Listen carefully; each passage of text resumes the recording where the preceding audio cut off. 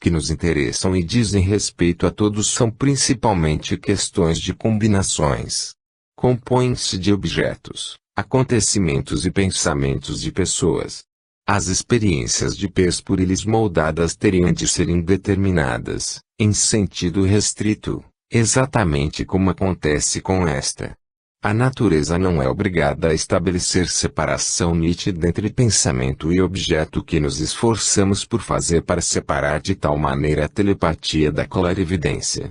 Embora estas experiências sejam indeterminadas, são, contudo, exemplos de pés, podendo-se chamá-las de pés geral ou PESG.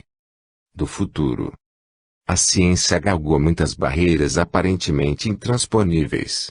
Todavia, a que separa o presente do futuro afigura-se tão obviamente impenetrável que desanima quase inteiramente as tentativas. Apesar disso, neste terceiro tipo de experiências PES, o precognitivo parece não existir tal limite. Diz uma senhora da Geórgia: vivemos em uma casa de madeira em um pequeno bosque a uns 200 metros da rua principal, enquanto se remodela a nossa casa. Longa alameda conduz à entrada da casa, mas da entrada pode ver-se perfeitamente a rua. Há pouco tempo, estava sozinha em casa numa sexta-feira de tarde. Estava de pé junto a uma mesa em frente de uma janela aberta, quando olhei para fora ao ouvir o ruído de um carro que se aproximava. Vi um sedã preto brilhante no alto de uma pequena elevação da qual se descia e depois subia novamente para chegar à casa. Estava bastante perto. Vi que estava sentada ao lado do chofer uma senhora com blusa branca. Enxerguei perfeitamente as mangas compridas e os punhos justos da blusa. Pela posição dos braços dela concluí que estava sentada de costas para o chofer, olhando atentamente para casa, mas não me foi possível ver-lhe o rosto. Não reconheci o carro, não podendo dizer quem nele estava. Atravessei depressa o cômodo em que estava e fui ao banheiro, cujas janelas davam para a estrada. Olhei-me ao espelho e vi que era tarde demais para compor o cabelo ou pôr um pouco de pó de arroz. Corri para a entrada da frente, e não vi carro algum. Era possível ver toda a extensão da alameda, não se via nem carro nem poeira, sendo que nessa época havia muito pó. Lembrei-me imediatamente que depois de ter ouvido o ruído das rodas que me obrigou a erguer a cabeça, não ouvi qualquer outro barulho, nem mesmo dos freios. Não era possível que o carro tivesse ido embora enquanto estive no banheiro sem fazer muito barulho. Seria também necessário contornar os pinheiros e meu carro se encontrava no caminho. Acreditem-me, fiquei preocupada com o sedã perto todo o fim da semana e contei a história a todos que quisessem ouvi-la e mesmo aos que não quisessem. Domingo à tarde estava novamente só em casa. A mesma cena, na mesma hora, 2 dias mais tarde, o mesmo caráter, embora um tanto nervoso. A qualquer ruído, pulava e olhava por cima do ombro. Finalmente ouvi, o carro se aproximava pela alameda. Olhei o mesmo carro que vira antes, lá estava no mesmo ponto. Lá estavam as mesmas mangas brancas para fora da janela do carro. Saí na disparada balbuciando: você é algum fantasma? Para grande admiração dos meus verdadeiros amigos da cidade, que há vários meses projetavam vir ver-nos no domingo de tarde. Nunca antes tinham estado em nossa casa e daí examiná-la tão atentamente a mulher. Trazia a mesma blusa da visão. Seria possível que experiência desta ordem resultasse de pensamento ou objeto existente. Talvez a ideia da visita estivesse na mente das minhas visitas, mas ninguém saberia de antemão qual a posição das pessoas no carro ou a maneira de olhar a mulher para casa. Essa situação não existia quando ela viu. A experiência deve ter sido reprodução de acontecimento que ainda não se realizara. Nenhum tipo de experiência de PES talvez pareça mais incrível do que este que implica no futuro. Se houvesse como escolher na incredibilidade, provavelmente a precognição pareceria mais estranhamente improvável do que o saber de algum objeto à distância, como em clarividência, ou do pensamento oculto de pessoa presente, como em telepatia. Contudo, experiências que compreendem o futuro não só ocorrem mas, por mais inesperadas que sejam, citam-se mais frequentemente do que qualquer outro tipo de pez. De certo modo, essa espécie de pez é semelhante à clarividência, que também diz respeito a objetos ou acontecimentos, muito embora somente presentes. A denominação de precognição, empregada para esse tipo de pez em parapsicologia, significa praticamente o mesmo que o vocábulo mais antigo e mais familiar, profecia. E bastante antiga a ideia da profecia, provavelmente tão antiga como a civilização. Mas, como a clarividência, pensava-se no passado que somente a exerciam indivíduos especialmente dotados, não se supondo que qualquer indivíduo tivesse aptidões proféticas. Via de regra, os profetas têm estado associados a pensamentos e escritos religiosos, bem como a ritos religiosos. Mas, em escritos leigos igualmente têm-se transmitido através dos séculos pronunciamentos proféticos. Entre estes, provavelmente os que se mencionam mais frequentemente são os de Nostradamus e mesmo hoje em dia quem pense que as profecias dele são importantes em relação a acontecimentos atuais. Se for possível ou não lhes atribuir tal significação ou se resultam de interpretações, não é possível provavelmente decidir. Até agora, pelo menos, não se imaginou qualquer verificação seguramente objetiva. O estado de profecias mais antigas, de Nostradamus ou de outro qualquer, não se elevou ao nível de certeza exigido pelos padrões científicos atuais. Em 1927 publicou-se na Inglaterra, sobre a questão de precognição, um volume sob o título Experiência com o Tempo, de autoria de J. W. Dunne. Expunha certo número de sonhos do próprio autor que se verificaram verdadeiros. Durante certo período registrara todos os sonhos de que podia lembrar-se, tomando igualmente nota dos principais acontecimentos da própria vida. Comparando os relatos dos sonhos com as notas, verificou, conforme diz, serem muitos deles imprestáveis, mas alguns entremeados eram tão aproximadamente semelhantes a acontecimentos ocorridos posteriormente que se afiguravam profecias. Dessa experiência pessoal o autor procurou formular uma teoria demasiado complicada para que a exponhamos, mas altamente especulativa e inteiramente diferente das ideias religiosas de Swedenborg quando explicava as próprias experiências.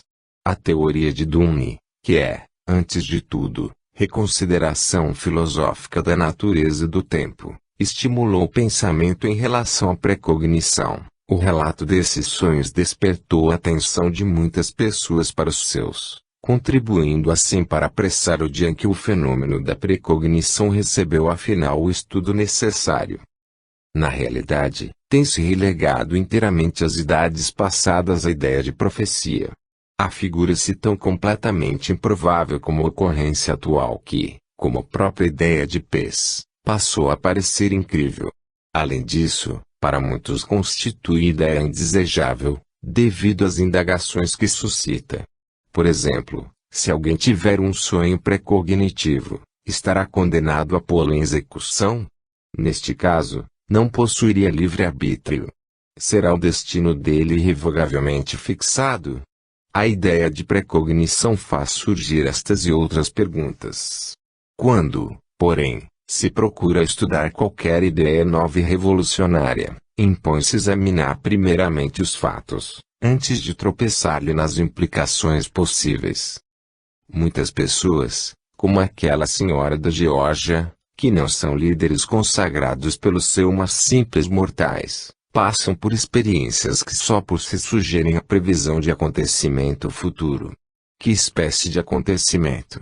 Variam amplamente, mas os mais impressionantes, como o que apontamos acima, reportam-se mais a questões pessoais do que gerais e, como nesse caso, assinala-os a inclusão de pequenos detalhes. Charles Dickens, conforme conta na sua biografia, sonhou com uma senhora que devia encontrar no dia seguinte na hora do chá, ouviu quando apresentou, inclusive o nome, que lhe era estranho. No dia seguinte encontrou-a conforme havia sonhado. A história não registra qualquer significação para o encontro. E desse modo Dickens e com ele centenas de outros indivíduos, têm vivido de antemão experiências inteiramente triviais que se realizaram horas depois na vida real. A impressão da mulher que mencionamos acima, realizou-se poucos dias depois. O intervalo pode ser mais ou menos longo. Uma senhora de Massachusetts teve um sonho que se realizou 3 meses depois. Conforme conta, não previa morte ou acidente, mas um fato tão absurdo que não parecia possível. Nesse sonho lúcido, eu estava dormindo em companhia de minha mãe, o que nunca fazíamos. Nossas casas distavam mais de 8 quilômetros.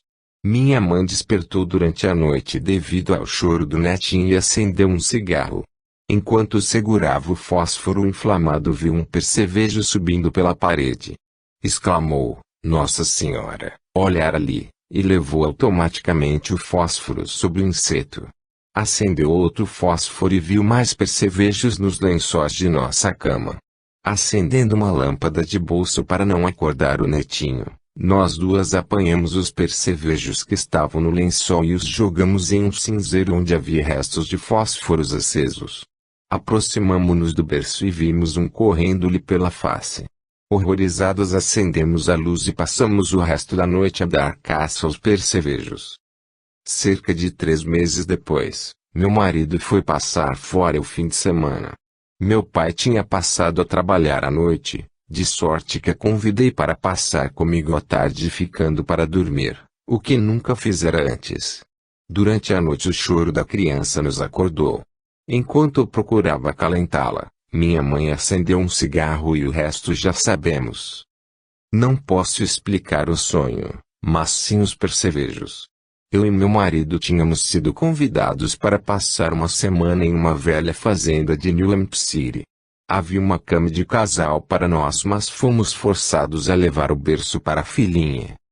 Verifiquei, depois de vasculhar toda a minha casa, que a fazenda estivera infestada de percevejos durante anos, tendo eles vindo naturalmente no berço sem que tivéssemos a menor ideia. Depois de termos achado esses bichinhos, ainda estremeço, passamos um dia inteiro a tirar os colchões das camas e a fumigar por toda parte. Perdemos bastante tempo, mas conseguimos expulsá-los de casa e nunca mais tivemos qualquer inseto semelhante. Mas como explicar o sonho? Antes de tudo, ainda rimos quando pensamos. Como explicar o sonho é, antes de tudo, embaraçoso. Mas, sem dúvida, o primeiro passo é reconhecer a possibilidade da ocorrência de tal precognição.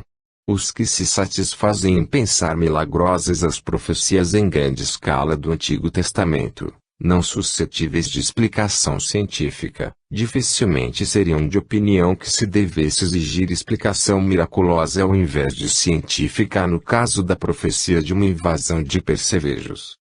Entretanto, esta ocorrência, sob esse caráter pessoal comparativamente destituído de importância, é típica de experiências de pés que se classificam no terceiro grupo, as precognitivas. Conforme dissemos anteriormente, tais experiências reportam-se principalmente ao destino dos povos, dos governos, guerras ou boatos de guerras, mas, aqui, ao invés, temos de cogitar de fatos comuns, de pessoas comuns. Nem são crípticos ou simbólicos. Não exigem interpretação laboriosa. São, ao contrário, predominantemente realistas, verdadeiros nos menores detalhes. Na realidade, são principalmente pessoais, terrenos, de sorte que as antigas explicações sobrenaturais se tornam incongruentes. Exigem explicações em termos deste mundo. As experiências precognitivas de pés não compreendem grandes extensões de tempo, décadas, séculos, conforme se dá com a profecia tradicional. Muitas se cumprem dentro de minutos, horas ou dias. Contudo, o elemento tempo, associado ao que parece mais à vida cotidiana do que ao destino humano, é elástico, variando de caso em caso. Por vezes o intervalo entre a experiência e a realização vai a anos. Um senhor de Nova York sonhou que estava dirigindo um carro. Na ocasião não possuía automóvel, pela rua em que o pai morava. Era de noite e via-se neve pelo chão, embora não fosse inverno quando teve o sonho. Chegou à casa dos pais e quando estava saindo do carro viu o pai chegar à janela e sentar-se perto. Conforme se lembra, entrei na casa e vi várias pessoas sentadas na sala de estar. Não reconheci nenhuma. Meu pai disse para mim olá e fez-me sinal para entrar no quarto. Quando entrei deparei com a minha mãe morta. E aí acabou o sonho.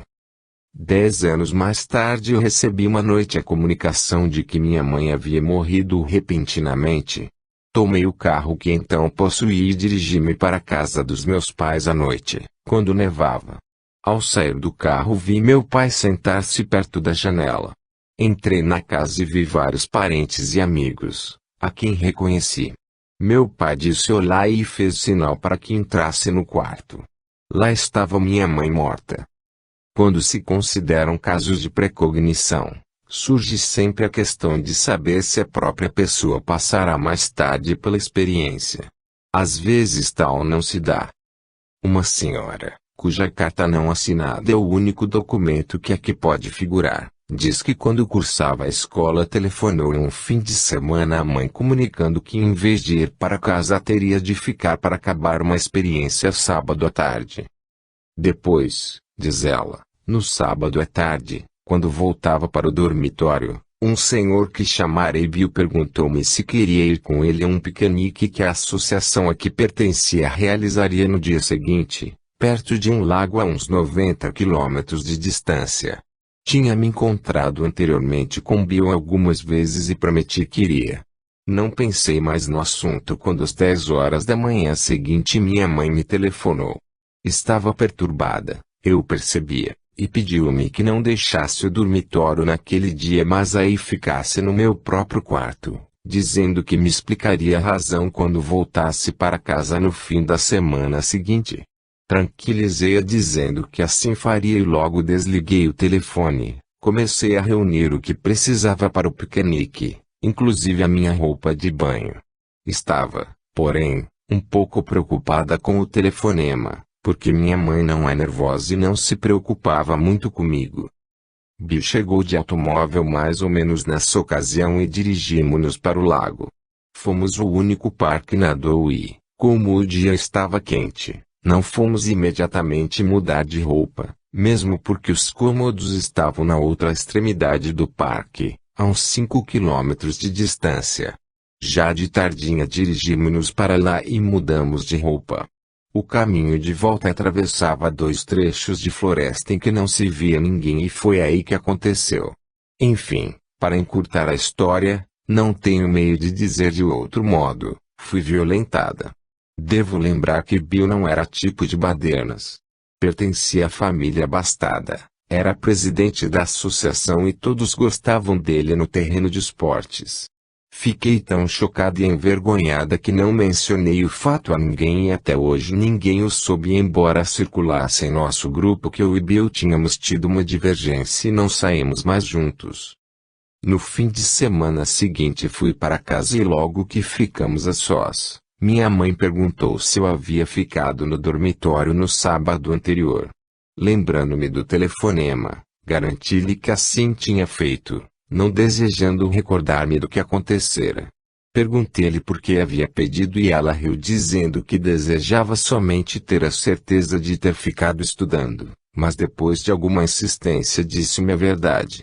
Tivera um sonho sábado à noite em que me vi no lago com um rapaz que correspondia exatamente ao tipo de Bill e contou-me o resto do sonho que era, praticamente a reprodução palavra por palavra do que acontecera quando voltávamos depois de ter mudado de roupa. Minha mãe disse que era uma tolice, mas o sonho fora tão claro que havia perturbado. Consegui ocultar a minha confusão e tranquilizei o melhor que pude, assegurando-lhe que tal não havia acontecido. Estou agora muito bem casada e tenho um filhinho, de sorte que não desejo, forçosamente, que meu nome apareça. Espero que o que aí fica lhe seja de algum modo útil, visto não me ser fácil recordar este incidente. Quem sonhou, neste caso a progenitora, Não descobriu nunca que o sonho se confirmara. Mas se não é necessário que a pessoa fique finalmente sabendo da realização do que sonhou, poder-se-á perguntar o que acontece se morrer antes. Em outras palavras, a precognição se estende além da vida do indivíduo. Às vezes parece que assim se dá. Embora raros, há casos em que uma experiência de PES se baseia na própria morte ou enterro da pessoa. Contudo, as circunstâncias são em geral de tal ordem que não se pode ter certeza absoluta. Na Nova Zelândia, uma mulher estava sentada ao lado do leito em que se achava o marido desenganado. Na véspera de morrer, perguntou-lhe por que estava chorando. Respondeu que não estava chorando e ia preparar-lhe uma bebida. Ele olhou surpreso e viu que era verdade. Disse não poder compreender por que aquelas pessoas estavam andando de um lado para outro e perguntou quem tinha morrido. Garantiu-lhe que ninguém tinha morrido. Ele não se mostrou convencido e disse que seria melhor que se comunicassem com S. Ela não pôde distinguir o nome, mas pensou que soava como Sims. Ele continuou dizendo que a pessoa tinha um negócio em Newmarket, subúrbio próximo. Nada mais disse e logo depois morreu. A mulher chamou o médico, que veio acompanhado de 2 enfermeiras. Depois chegou uma senhora conhecida, de sorte que 4 mulheres e o médico estavam andando no quarto, onde tão pouco tempo antes o marido tinha pensado ter visto gente andando. O empresário que chamaram tinha o nome de Sibbons e vinha de Newmarket. Foi então que a mulher se lembrou das palavras do marido, que era melhor entrar em contato com S. Ainda mais raras do que as experiências que se relacionam com a própria morte ou enterro do indivíduo são as que ultrapassam de muito a própria vida da pessoa para se realizarem. Uma destas provém da neta de quem sonhou, atualmente vivendo no Iowa. Mandou uma carta dizendo que, em 1918, quando tinha 13 anos, a avó mostrou-se muito transtornada de manhã por causa de um sonho que tivera durante a noite. A avó em geral não acreditava em sonhos, mas este não era confuso e indistinto como a maior parte dos que costumava ter. Nele, lembra a neta, a avó tinha visto um cavalo preto de cara branca atacar-me, jogando-me ao chão. Eu estava no pomar do lado norte da casa da fazenda. Mas não tínhamos cavalos soltos nem tampouco um preto de cara branca. A avó morreu em 1934. Mudamos-nos, voltamos em 1947 e recebi animais para pastar durante o verão e entre eles vieram 2 éguas pretas, sendo uma de cara branca. Pertenciam a um solteirão e não davam montaria para as senhoras. Geralmente resfolegavam e corriam quando me aproximava. Mas nunca tive medo de cavalos e o sonho da avó estava completamente esquecido. Certa manhã, quando fui ao pomar, a égua de cara branca resfolegou, depois começou a dar voltas em torno a mim, com os olhos arregalados. Gritei, agitei os braços, agarrei um galho quebrado. Ela relinchou e lançou-se. Tirei uma galocha que lhe joguei na cara. Parou por uns momentos. Surrei-a com o galho que se quebrou em vários pedaços, mas deteve-a por algum tempo. Consegui chegar até o portão, passei e voltei para casa. Foi então que me lembrei. Nesta mesma cozinha a avó tinha estado sentada, agitada, quase doente, descrevendo-nos o sonho que tivera, que somente não se realizou depois de tanto tempo por causa de uma galocha e um galho quebrado. Talvez fosse simples coincidência, mas talvez fosse apenas uma coincidência. Se for mais, importava em experiência precognitiva. O sonho não se realizou inteiramente. A moça escapou. A égua de cara branca não a pisoou. Essa experiência podia relacionar-se com a questão, mencionada anteriormente, se um acontecimento pré-conhecido é evitável. Aqui é bastante mostrar que qualquer pessoa passa por experiências que indicam a possibilidade de receber informações a respeito de acontecimentos ainda não realizados, talvez até mesmo depois de terem morrido. À guisa de adendo à discussão de experiências que implicam no futuro, perguntar-se-á talvez, volta a chamado de PES.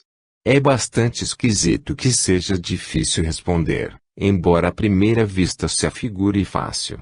Como sabemos perfeitamente, o passado volta a qualquer de nós como lembranças ou sonhos. Pretende-se saber se qualquer dessas ocorrências é devida a peso do passado. Certa senhora que agora vive na Geórgia teve um sonho quando era primeira-anista da faculdade, tão lúcido que não foi capaz de esquecê-lo, mesmo que não fosse particularmente impressionante. Não tomou parte no sonho, parecendo mais observá-lo a pouca distância. O sonho, diz ela, girava em torno de uma grande casa, muito bonita, de cor clara, mas não de madeira. Estava muito perto do passeio e cercava uma grade alta de ferro batido. Realizava-se uma reunião ao ar livre, estando de um lado grupados os adultos e de outro os adolescentes. Entre os jovens encontrava-se meu namorado e com ele um rapaz de cabelos pretos, cujo rosto não podia ver. A festa realizava-se à noite, contudo estava tão claro como se fosse dia. Durante todo o tempo um homem de roupa preta e chapéu marrom andava de um lado para outro no passeio, observando a festa. Acordei de repente e sentei-me na cama dizendo, sei que esta casa deve estar em W cidade próxima, é mesmo em W sei que é. No dia seguinte contei o sonho ao meu namorado que ficou muito admirado.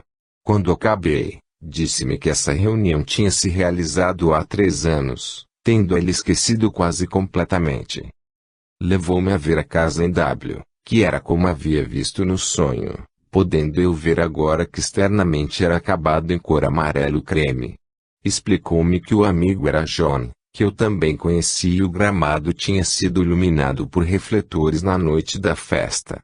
Contudo, não podia lembrar-se de ter visto homem algum, como em meu sonho, na frente da casa. 1 ano depois encontrei a moça que lá morava, a qual me confirmou o sonho. 1 ano mais tarde encontrei o homem que andava de um para o outro lado, agora meu marido. Por ocasião da festa e do meu sonho, vive em outra cidade, mas quando nos encontramos morava na casa em frente à da festa. Embora todas essas experiências são, contudo, comparativamente pouco frequentes, se relacionem diretamente com ocorrência passada, talvez não tenham, afinal de contas, essa origem. A peso em causa talvez fosse do presente. Neste caso poderia tratar-se de telepatia, em outros de clarividência ou de peso geral e indeterminada, PESG. Os detalhes suscetíveis de verificação existiriam nas recordações dos que tinham tomado parte na ocorrência. Assim sendo, como a verificação deve sempre depender de lembranças ou de um registro objetivo de certa espécie, não é possível ter certeza da ocorrência de peso do passado. É muito mais fácil mostrar que peso se estende ao futuro. Devido a esta dificuldade, a retrocognição, como se deveria denominar peso do passado, não faz parte, falando rigorosamente, da definição deste terceiro tipo de peso, precognição. Se for possível algum dia estabelecê-la como realidade, ter-se-á de arranjar um nome que compreenda não só peso do futuro como do passado. Da mesma forma que a linha de separação entre telepatia e clarividência não é nítida, a que separa precognição e clarividência também não o é. Acontecimento futuro previsto pode incluir moléstia, gravidez, lugar ou pessoa existente mas ainda desconhecidos à pessoa que passa pela experiência.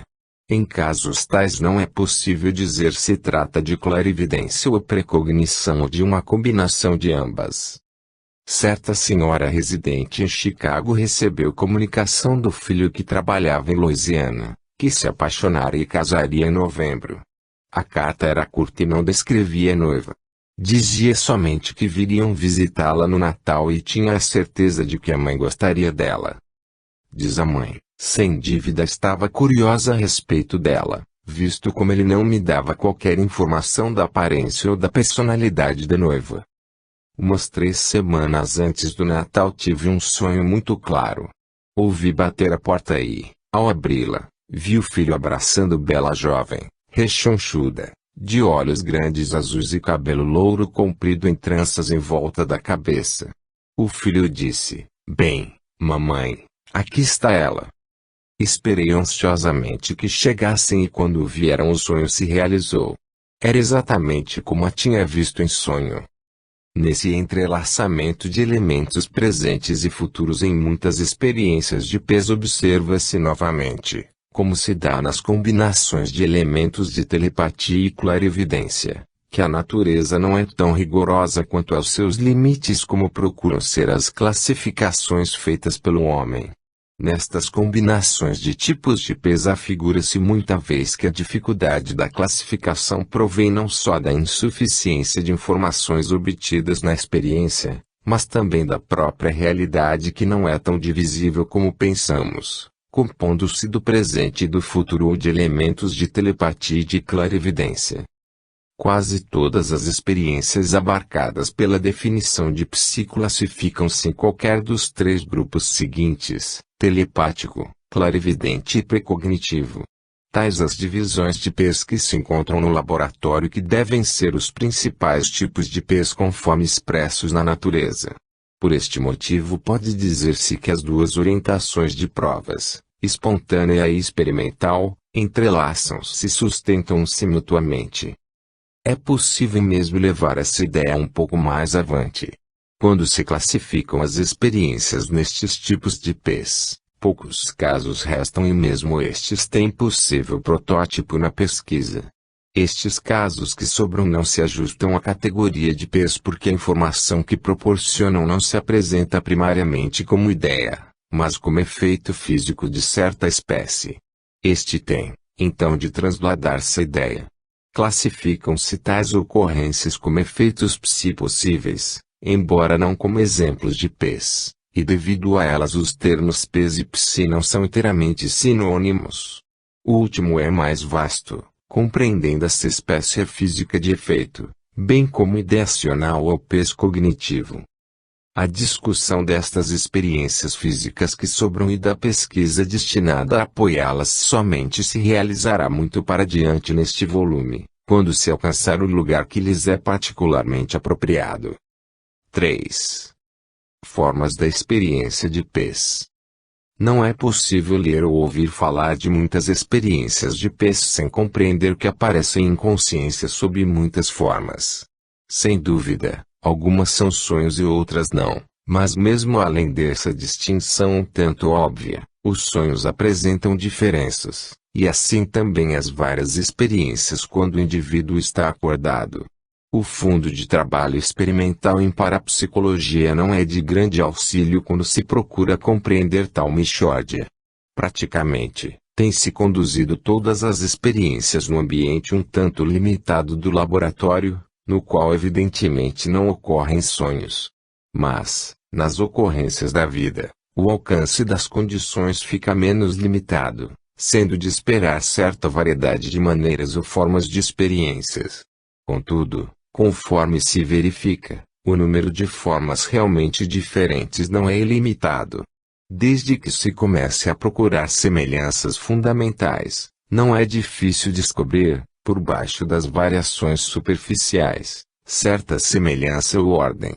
Entre estas, é possível analisar as diversas formas em somente 4 que se revelam significativamente diferentes: realista, não realista, alucinatória e intuitiva. Realista. Quase que a primeira observação que se faz quanto à maneira pela qual as experiências de pés vêm à consciência consiste em que muitas assumem forma decisivamente pictórica. Dão-se detalhes tão verdadeiros e realistas que o relato assemelha-se à descrição de fotografia do acontecimento. Esta forma realista salienta-se acima das outras, não só porque a referem mais frequentemente, como também por ser impressionante a semelhança entre a experiência e o acontecimento. Há alguns anos, certa senhora da Virgínia Ocidental passou por uma experiência destas.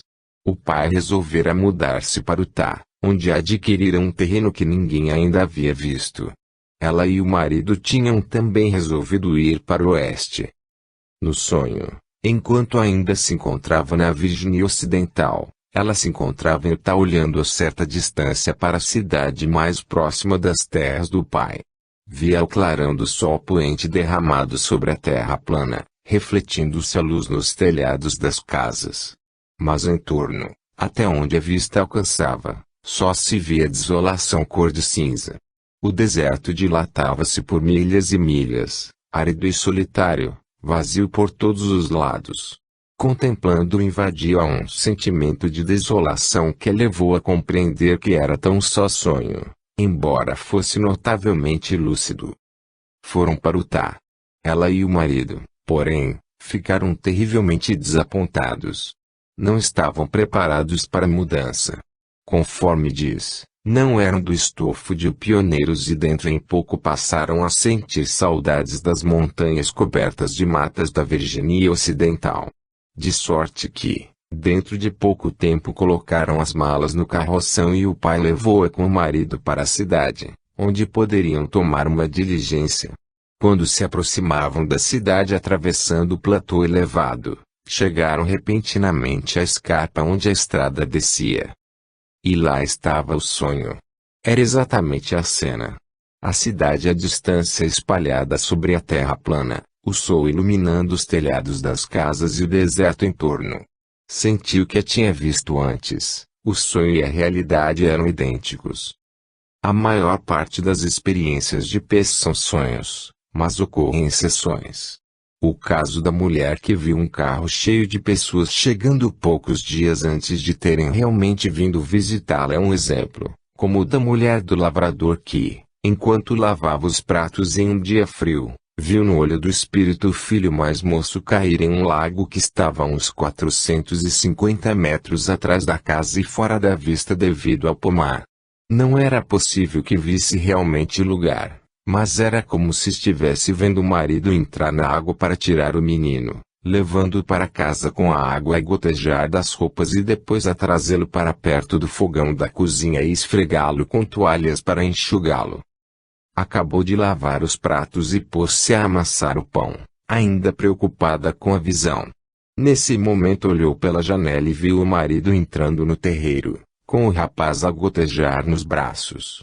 Como estava com as mãos cobertas de massa, o marido despiu o rapaz e esfregou-lhe o corpo. Disse que a visão lhe passou ante os olhos como uma fita no cinema. Compreendendo assim todos os detalhes, uma experiência com a pessoa acordada, como esta, não parece diferente das experiências semelhantes em sonho. Há quem tenha sonhos de dia que pouco diferem dos sonhos noturnos, que talvez justifiquem as experiências de despertar que tomam a forma característica de sonho. É bastante característico dessa espécie de experiência pictórica, verdadeira e detalhada, aparecer a cena ou o quadro como se observada de certo ponto de vista. A mulher de Utah, por exemplo, somente reconheceu a cena do sonho quando chegou a ver, na realidade, a terra de certo ponto de vista. Interessante observar que às vezes a margem ou limite desse ponto de vista suprime parte do quadro, chegando mesmo a excluir elemento importante de informação. Certo verão diversos industriais foi em excursão de pesca nas matas do Canadá. Entre eles estava o gerente de distrito de uma companhia de folhas de Flandres. Ficaram 2 semanas no fundo das matas, isolados de qualquer fonte de informações. Na véspera da viagem de volta, o gerente distrital teve um sonho tão claro, tão lúcido que não pôde mais conciliar o sono. Neste sonho, escreveu, um dos guindastes de locomotivas que descarregava um vagão de sucata de ferro, juntamente com o carro, estava na linha perto da margem de um rio, ao lado da torre de abastecimento de águas locomotivas. Por um motivo qualquer, quando o enorme imã girou com pesada carga de sucata, virou de repente sobre a margem do rio.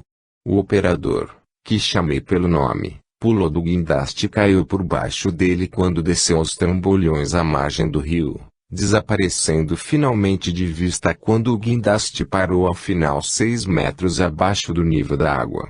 Observei especialmente o número do guindaste e o número e a posição dos vagões, e sou capaz de dizer como o operador estava vestido.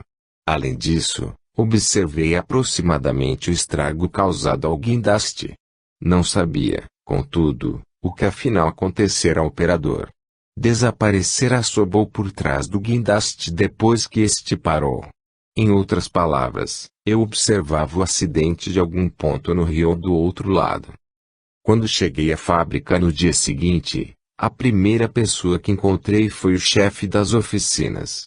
Pediu-me que o acompanhasse até a oficina mecânica para examinar o guindaste do meu sonho, e falar com o operador que saíra do acidente sem um arranhão. Explicou por que escapara, o guindaste tombara ali pela frente quando dava o último pulo. O relato coincidia em tudo com o meu sonho, com uma única exceção. O acidente acontecera 2 horas depois do sonho. Ainda é cedo demais para formular qualquer conjectura quanto ao motivo por que certas experiências são tão fielmente pictóricas. Pelo menos se observa que essa forma realista não se rege inteiramente pelo interesse consciente da pessoa, porque, se assim fosse, em um caso como este, a pessoa saberia o que acontecera ao operador, tão exatamente como sabia o número do guindaste.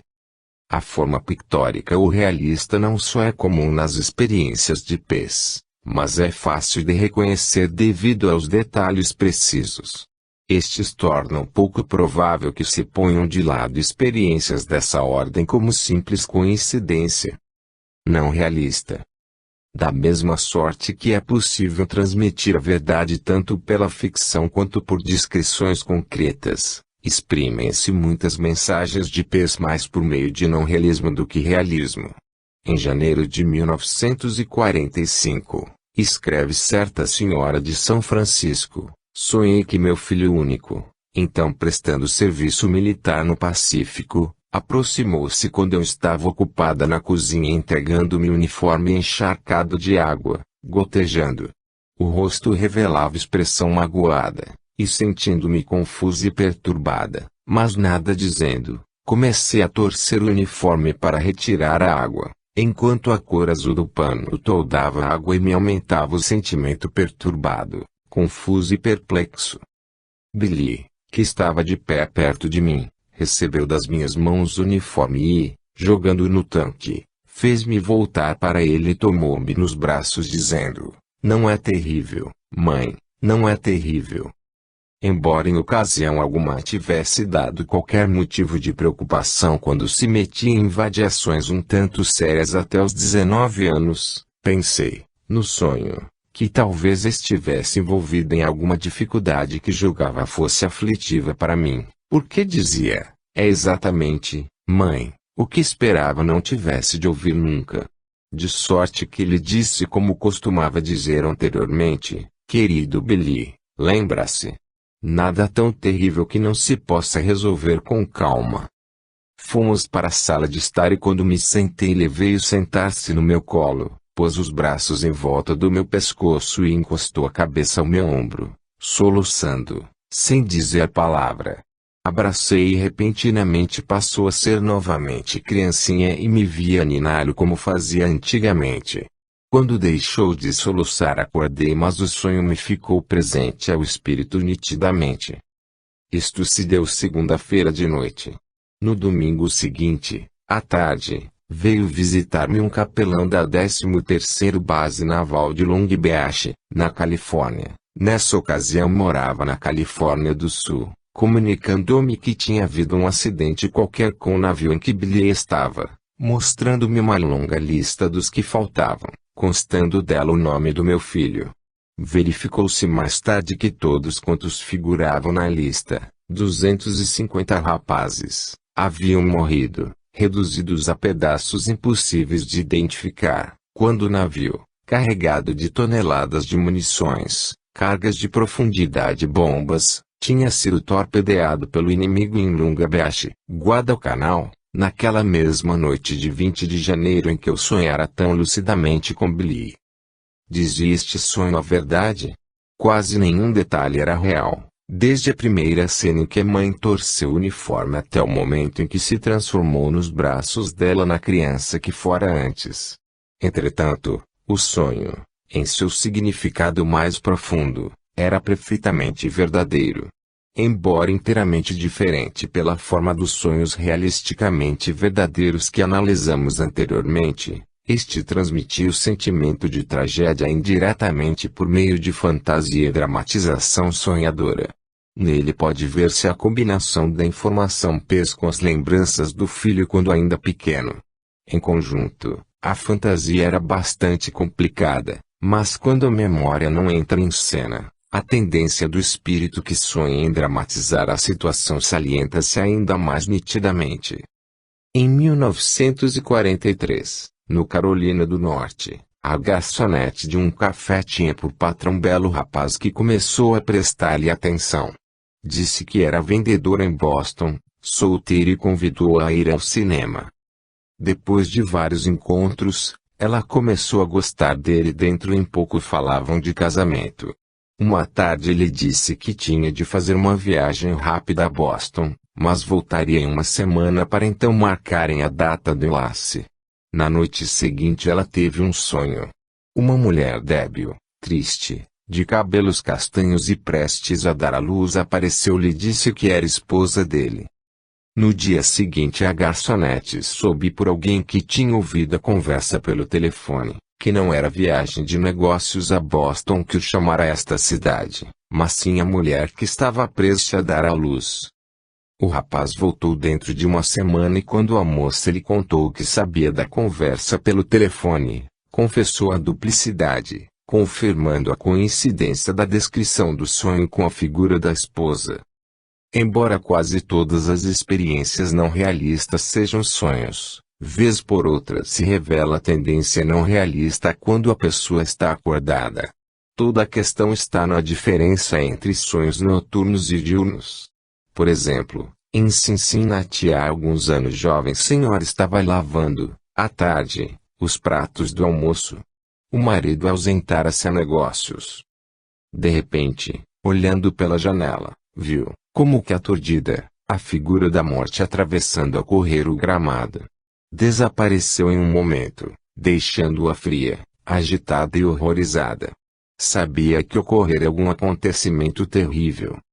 Esperava o marido mais ou menos às 3 horas da tarde, mas não apareceu. Por volta das 7 estava andando na sala presa de grande agitação, quando o telefone tocou. Era um chamado do hospital, dizendo que o marido estava machucado e inconsciente. Verificou-se que, ao tempo da extraordinária experiência que ela tivera, o carro dele tinha se chocado com outro que vinha disparado em sentido contrário, tendo-lhe ficado comprimido contra o para-brisa. Ficou bastante machucado mas escapou. Nos que têm inclinação religiosa, as fantasias dessa espécie reportam-se frequentemente a concepções religiosas. Certa senhora submeteu-se a operação séria em um hospital de Minnesota. Quando recuperou os sentidos, percebeu que havia alguém em um quarto vizinho que gemia e chorava constantemente. A enfermeira disse que estavam fazendo tudo quanto era possível para o doente que dentro em pouco ficaria melhor. Todavia, a mulher ficou muito preocupada e pôs-se a rezar pelo doente. Muito depois da meia-noite, escreveu ela, a enfermeira foi buscar um sedativo para que eu dormisse. Saiu fechando a porta sem fazer barulho. Sem dúvida não é possível confiar demasiadamente na distinção que uma pessoa fraca ou doente de cama faz entre estar dormindo e acordado, mas neste caso a doente não percebeu que ia adormecer. Estava olhando para a porta. Dentro em pouco viu que se abria. Primeiro pensou que fosse a enfermeira, mas enquanto olhava via a figura de Cristo. Envolviu a túnica branca flutuante, conforme o representam nas imagens. Adiantou-se devagar e tranquilamente ao leito.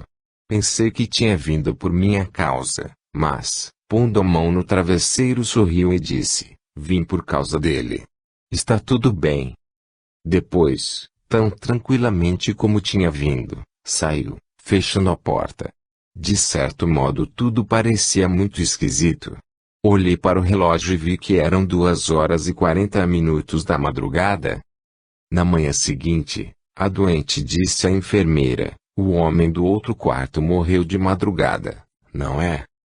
Morreu, mas como sabe? Contou-lhe a experiência noturna e afinal, vencendo a relutância da enfermeira em dar qualquer informação a respeito de outro doente, soube ter ele morrido exatamente àquela hora. A ideia de ver Cristo em busca do morto é naturalmente simbólica, e os sonhos que incluem tais conceitos podem chamar-se simbólicos. Entretanto, o sentido do sonho é bastante claro para dispensar interpretação. Contudo, sonhos inteiramente crípticos ou simbólicos são comuns, até mesmo lendários.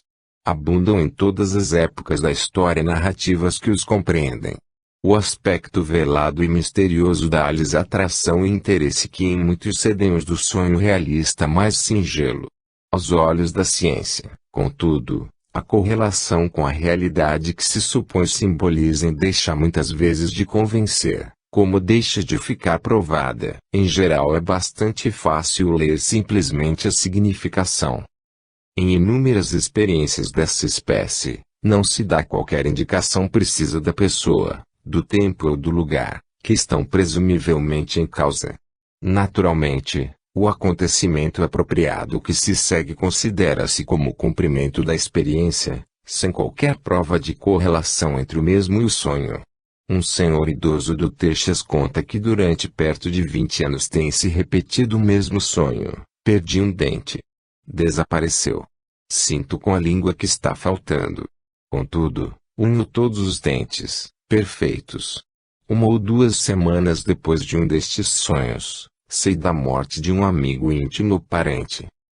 Evidentemente, um sonho destes tem de verificar-se porquanto, infelizmente, mais cedo ou mais tarde, é quase certo receber-se a notícia da morte de um amigo ou parente. Para classificar-se como experiência de PES, com segurança razoável, um sonho destes teria de compreender algum elemento específico que o relacionasse a acontecimento definido. Talvez devido à atitude atual mais crítica em relação a tais assuntos assinalam-se muito menos frequentemente sonhos realmente simbólicos, pelo menos como experiências de PES, do que os tipos realistas mais prosaicos nos quais a multiplicidade de detalhes concordantes torna menos possível a coincidência. Contudo, em certos casos, é possível vislumbrar nos sonhos de PES de uma pessoa o desenvolvimento do que se viesse a chamar de simbolismo personificado. Por vezes torna-se possível registrar a maneira pela qual certo símbolo, água barrenta, digamos, ou cavalo branco ou uma alameda passam a presságio de crise, em geral de morte. Não é necessário que o primeiro sonho da série se baseie em PES.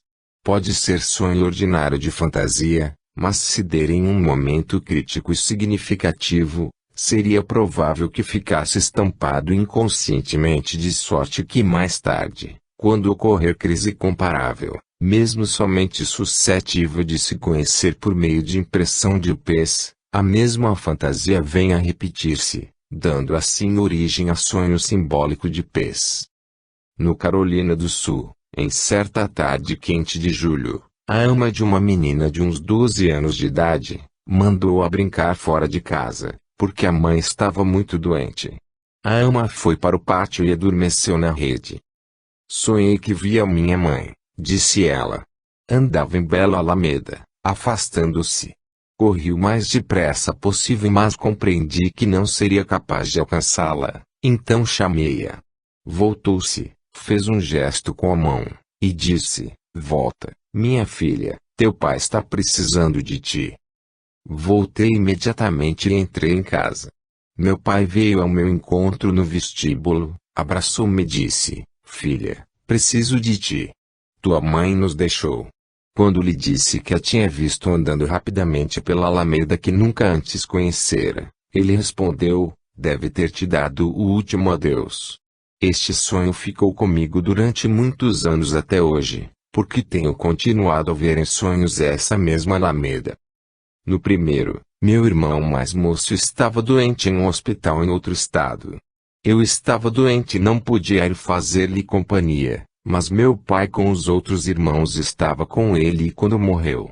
Na noite em que tal se deu, sonhei com a mesma avenida que tinha visto em sonho 12 ou 13 anos antes. Tentei aproximar-me, mas ele me disse que não o acompanhasse e voltasse para trás.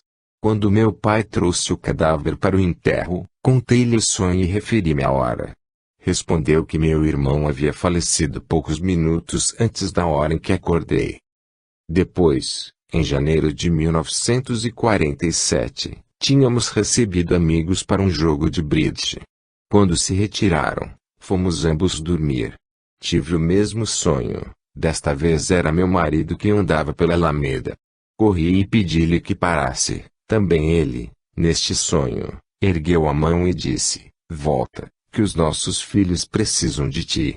Estava assustada e agitada enquanto dormia e passei-lhe um braço em volta, o que o acordou. Foi logo dizendo: "Estou me sentindo mal, chama um médico." Morreu dentro de poucos minutos. Mais uma vez, na Sexta-feira Santa de 1934, minhas filhas acompanhadas por uma amiga foram a um baile. Antes de voltarem, sonhei que a filha mais velha e a amiga tinham sofrido um acidente fatal em frente à nossa casa, e a mesma Alameda apareceu-me novamente em sonho. Quando as filhas voltaram para casa a 1 hora da madrugada, contei-lhes o sonho e senti-me aliviada quando vi que tinham voltado sãs e salvas. Na noite seguinte, sábado antes da Páscoa, as filhas deram um baile em casa. A amiga encontrou a morte a 1 quarteirão de nossa casa quando voltava e o acidente foi exatamente como eu havia sonhado. Às vezes um símbolo pessoal se desenvolve por essa maneira. Mesmo assim, contudo, é evidente o perigo de supor uma correlação inexistente. O desenvolvimento de verdadeiro símbolo de sonho de significação peso ocorre provavelmente muito raramente. Muitos sonhos que se supõem significativos resultam provavelmente apenas de sonho não peso repetido, associado pela pessoa que sonha a próxima morte que lhe anunciam. O motivo da repetição é em geral de aspecto psicológico, nada tendo a ver com PES. Porque exatamente certas experiências são simbólicas importem ou não em PES. Tem-se procurado responder a esta pergunta, mas não se pode considerar qualquer resposta como estabelecida ou mesmo aplicável a todos os casos. Supõe-se comumente que um sonho não realista, tendo significado mais oculto, em maneira mais suave de comunicação de más notícias, mas pelo menos em peso o número de sonhos que traz más notícias sob a forma realista não disfarçada, é muitas vezes maior do que os sonhos simbólicos ou mesmo só ligeiramente não realistas. Seja qual for a explicação cabal, a questão é que os sonhos que revelam tendência à fantasia mais do que a representação literal podem considerar-se como forma distinta de experiência de PES, em contraste direto com experiências realistas. Na maioria dos casos as formas realistas e não realistas são perfeitamente distintas, de sorte que o sonho pertence a uma outra espécie. Acidentalmente, contudo, observa-se a combinação das duas.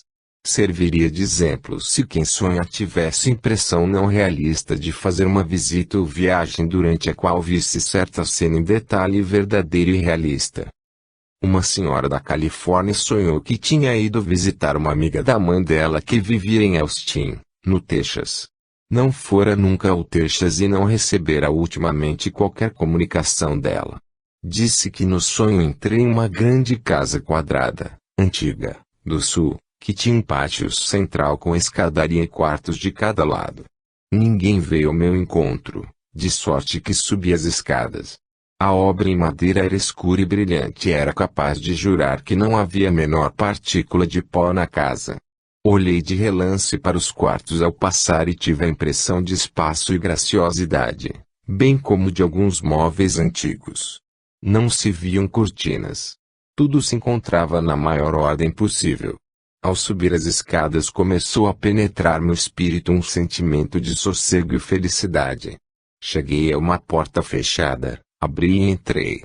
O cômodo encontrava-se num estado de desordem de emergência. Viam-se roupas jogadas em uma cadeira.